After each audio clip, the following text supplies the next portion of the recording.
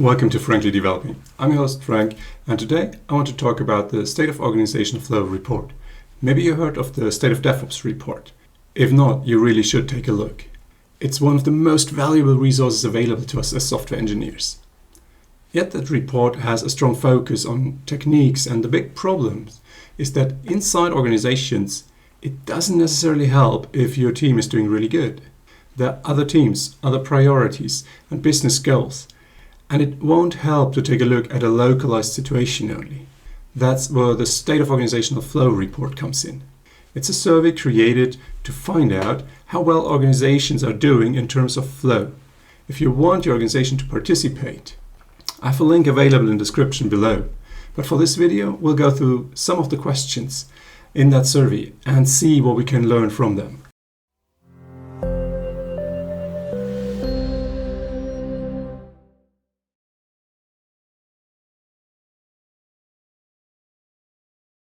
The State of Organizational Flow report, or just SOFR, is based on aggregating survey answers from various places across your organization and aggregating it into an overall picture of that organization. Here's one of the summary views of how that might look like in the final evaluation. You can also see that it's a nice way to compare your organization to the industry standard. The gray circles are the average score across over 600 companies, and the black markers are for your own organization. The lower the marker, the better. So you can see that this particular company is doing significantly better in two aspects and has a few more challenges on these other two aspects. Armed with that knowledge, you can tackle these challenges. One possible solution might be to subscribe to this channel, or maybe that wouldn't help. It's probably best if you subscribe and sign up for the SOFR survey so we can find out.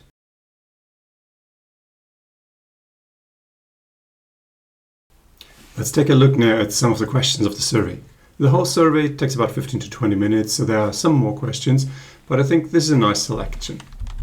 So how are employees planned in projects or initiatives? You can have teams or skill groups scheduled in those plans, and employees are only individually assigned to tasks when you start working on them. Or you could have a team fixed over the entire time and it's reasonably constant and just takes on the work. Or maybe in your plans you already assign individual employees to work packages with a specific name right from the start. So they all look reasonable in the beginning, but they're quite related to the resource spreading problem on how you spend your resources. And some of them are clearly better than others. So next you have to answer the question on what is important in your project and how you control your work. You can see you can focus on the portfolio and on how you work together across the organization so that deadlines from everywhere are all met, all the due dates are met. Sounds kind of ambitious. And the next answer point here is like just the end date or a delivery date. That's the stuff that's in focus. You try to focus on delivering this. Everyone gets their work done and tries to make that due date. Or you could say that the work packages are not so much the focus, it's more about certain milestones or gates that you define. And they're fixed and everyone tries to reach them. And if you can't manage to do so, you may deviate in the completeness, in the quality, work on the scoping. Or maybe your due dates of work packages are agreed upon with the departments and are crucial. And then every department is focused on keeping the appointments somehow, which, as you can clearly see now, that since we're talking about the entire organization, that would be like the worst option. Everyone doing their own thing instead of working together. And the next question here is, how do you start projects or initiatives typically?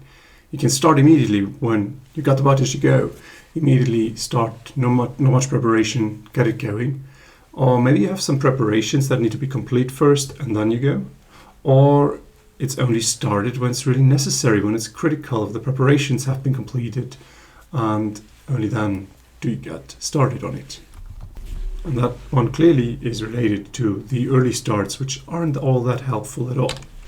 Because if you start too many things, one of these questions will become problematic. Because how many things, projects, initiatives are you working on as an employee in your daily work simultaneously or kind of parallel? So, of course, if you could concentrate on just one thing, that would be perfect. but depending on how many you have, you know that the efficiency is decreasing significantly. So clearly more than 10 basically means you're doing nothing at all. Now that's kind of a fun question.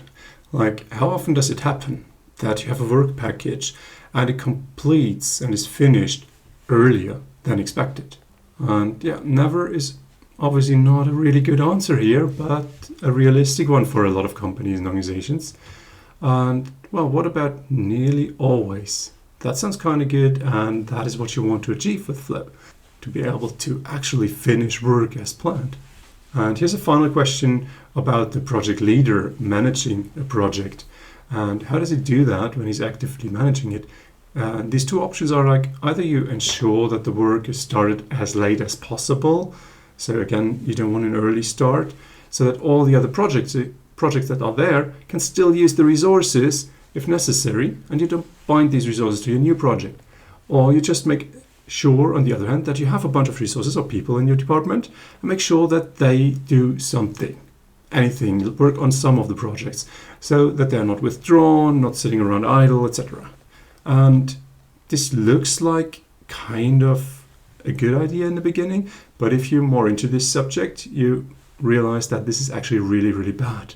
You don't want your employees working 100% of the time in planned work. They need some slack time, some time that is not scheduled up with supercritical work, so they can actually work efficiently.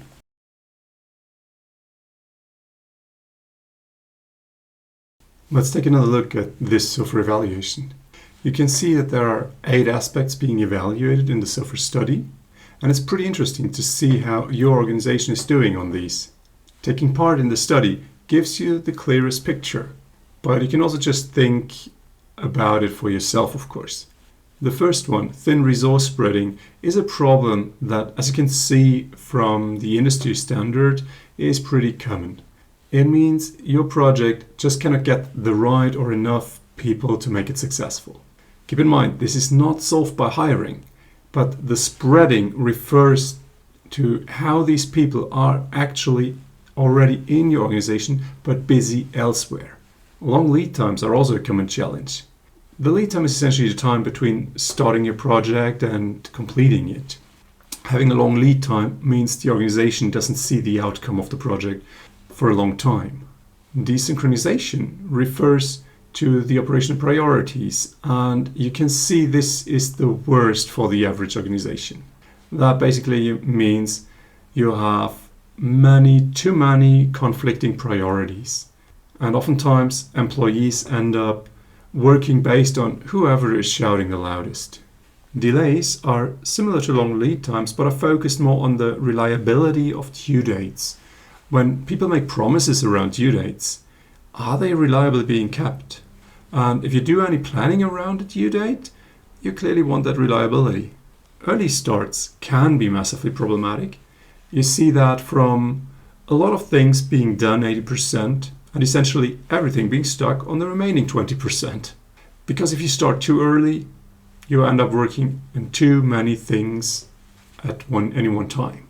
Similarly, the full kitting is about making sure that when you start the work, you are in a position to actually be able to successfully complete it. We don't want to start early, and we also don't want to start if we know that we cannot yet succeed. Avoidable mistakes is just what it says, and you can see that this is being the least worry for most organizations. That's some good news here. But the final aspect is more troublesome again.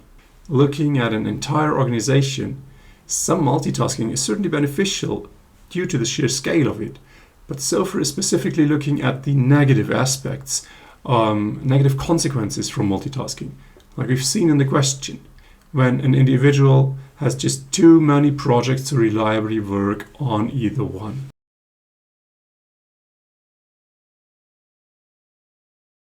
I hope you found this sneak peek into the SOFR study interesting. The surveys are still ongoing, and you can join with your organization to get a detailed analysis. It's important to keep in mind, though, that the industry averages, due to the study still ongoing, are from another study from 2016. So I'm excited to see the updated results after almost a decade. Let me know in the comments how you're doing on these aspects. and if you want me to go deeper into some of these. Thank you for watching and have fun developing.